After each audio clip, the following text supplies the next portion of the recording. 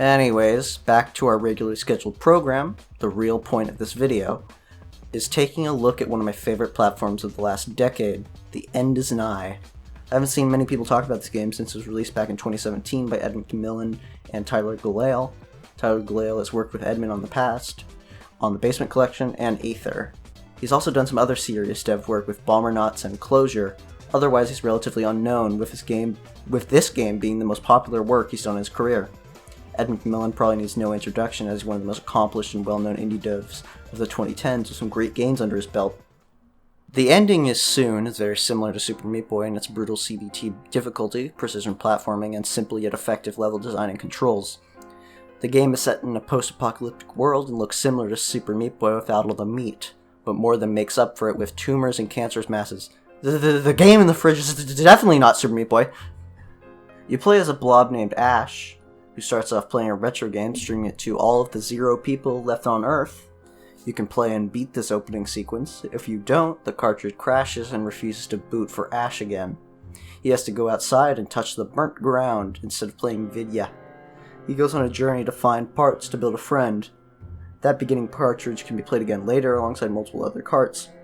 These cartridges provide extra levels, could sometimes even be more challenging than base levels. There's at least one per area, alongside a tumor in each screen, and 4 to 7 mega tumors, which they both act as a collectible like bandages from Super Meat Boy. They serve a larger purpose later on, but no spoilers on that yet. Most of these require you to complete the level in an alternate path or look for an opening/pathway. These become a whole lot easier to collect in comparison to bandages, as each only requires you to go to the next section of the area to save the tumor permanently. No A+ ranks or level completion required. Some of them you can semi-cheese by either going back to the end or coming back to take an easier path, or head back to the start of the level and enter/exit. Obviously, this gets increasingly harder to do as the level design becomes more complex with less opportunities to take this kind of strategy. The game quickly gets you acquainted with controlling Ash, with the controls applying well to the tight movement. It's pretty simple: a grab for ledges and hooks, sideways dash from said ledges, fast fall, and a jump. By no means is this game slow, but it pales in comparison to the breakneck pace of Super Meat Boy. You can't wall jump on every surface, there's no sprint button, and you aren't as slippery.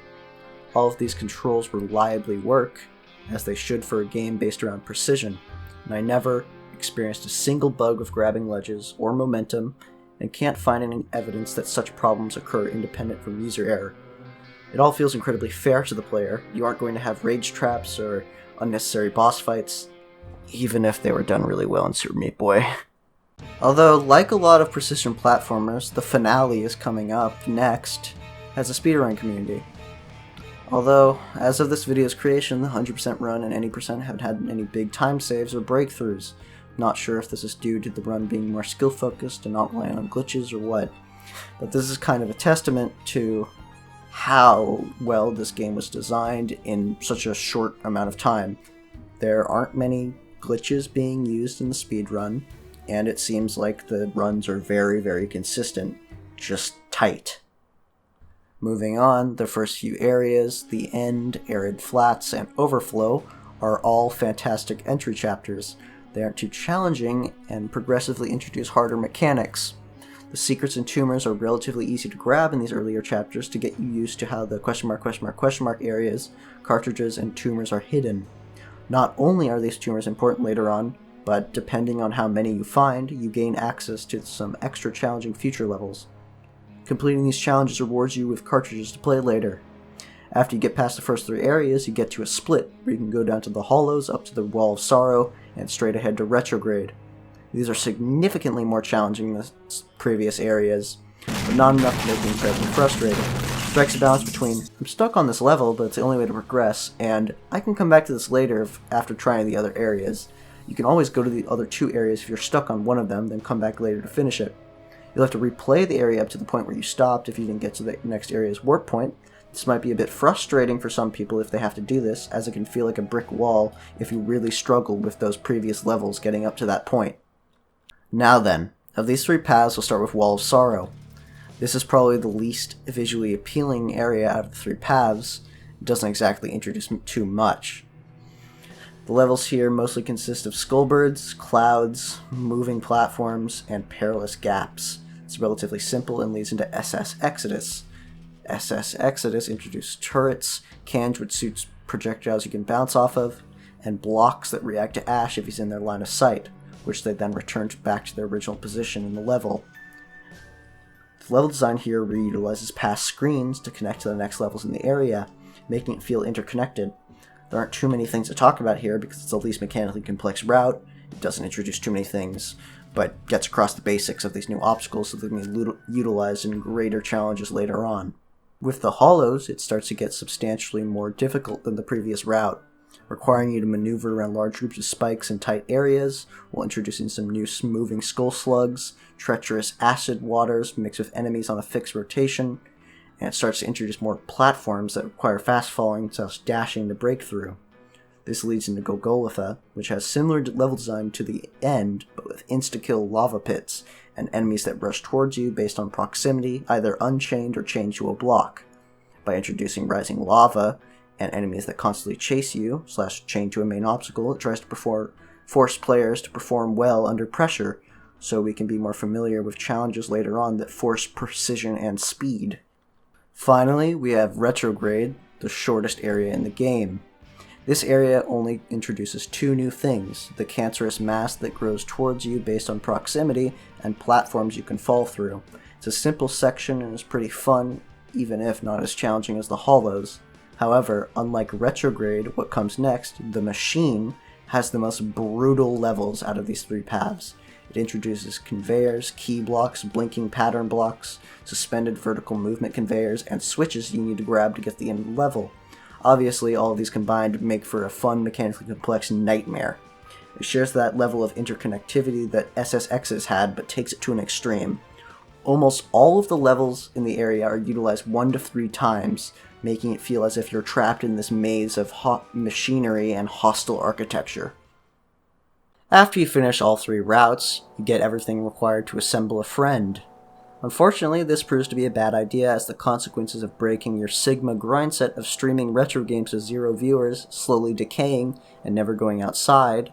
This leads to this friend causing the world to die again.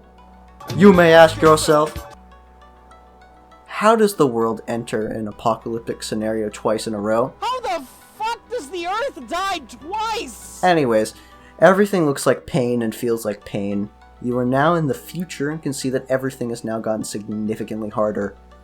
This is where it's time to bring up the topic of those collectible tumors. As you can see, that tumor counter is going down and not up. Those are now your lives. At the start of the next area, you gain back all the lives that you lost. If that counter runs out, you die and get sent back to the start of the area. This is a cool idea. It rewards the player for collecting tumors in the first half by giving you an easier or harder time depending on how skilled you were to get those collectibles. Although, this is also a bit frustrating because I don't think the game made it clear enough that the tumors had any purpose relevant to main game progression. You can always go back to the past and collect tumors if you're struggling to make it to the end of the area, which I think balances this twist pretty fairly design-wise. You can take it either way, but I believe it to be an interesting decision for difficulty. And yeah, the future levels that you get earlier on in the past are not enough incentive to make you believe that they're going to be used later on as a main story thing. The first area of the future, Anguish, functions well as a reintroduction, easing players into the groove of preserving lives and forces you to think about the route you take to get to the end of the screen. It's more difficult than the Machine, but more of the challenge comes from pressure induced by the lives counter. Levels are harder here, but they try to use obstacles from the first area in the past. It does add the switches or revolving enemies from later on, but it stays relatively simple to start off with, so you can adjust to the pressure. Next, we have Gloom. This area adds some more different types of enemies and obstacles we've already seen, i.e. slugs that charge towards you, large slugs that charge towards you, skulls that break after one bounce. It's more difficult than the last, but isn't trying to overwhelm you with every mechanic all at once. It doesn't try to put mechanics that visually mesh with the specific area in these areas where it would feel out of place. It balances visual design and clarity with fairness of level design. This leads to a consistent design philosophy and makes the game overall feel incredibly difficult but never unfair. Of course, it'll make you want to die when you can't get the specific tight jump. That's just a natural effect of sufficiently difficult precision platformers. Moving on to the next area, Blight, where they introduce piranhas and take advantage of the simple water physics, while somehow making water levels enjoyable. The speed and movement that Ash has in water is fast enough to not slow the pace of gameplay, so as to not make the player too frustrated with the marginally slower levels. Other than the piranhas, they don't introduce anything new, so we can move on to the ending areas. Ruin and Acceptance are where the game shows its hand with how good they are at making visually simple but technically complex levels. Ruin is hard enough on its own with acid water that kills you twice as fast, proximity mines to propel you through the air, more piranhas, exploding ghosts, and laser turrets. But what makes it even cooler is what Acceptance shows you. Acceptance is an escape sequence with badass track playing and provides the biggest challenge out of every main game level. It's Ruin, but you have to go backwards in under 6 minutes. You have to appreciate the amount of forethought required to create a set of levels that can be both completed backwards and forwards, with a consistent strategy. The majority of my deaths are in these two areas as the precision and speed required reaches critical mass. I died again, and again, and again, and again, and again, over and over. I'll let you see my full final attempt for the sheer satisfaction of beating such a sequence by just a hair. When I found you...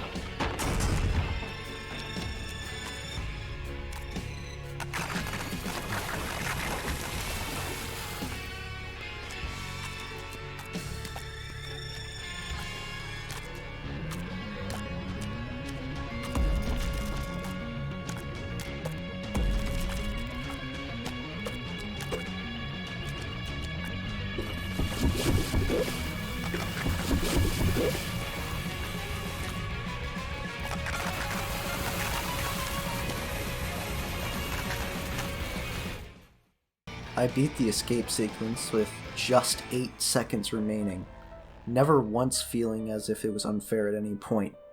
The catharsis of beating such a difficult sequence is fantastic.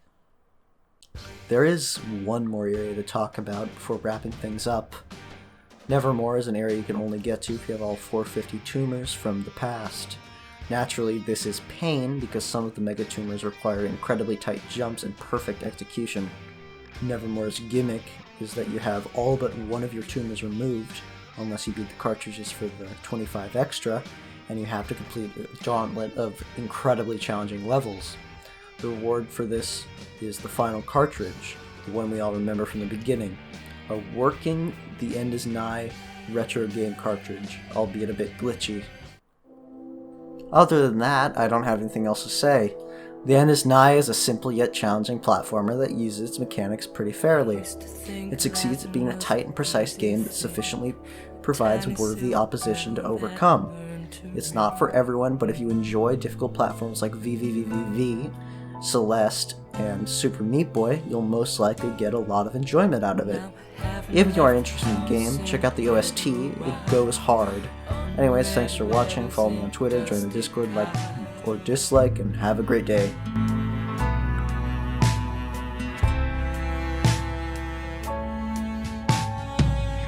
The end is nigh, my friend. You play as a blob named Ash, who starts off playing a retro meat game. Retro meat game? Huh? Okay.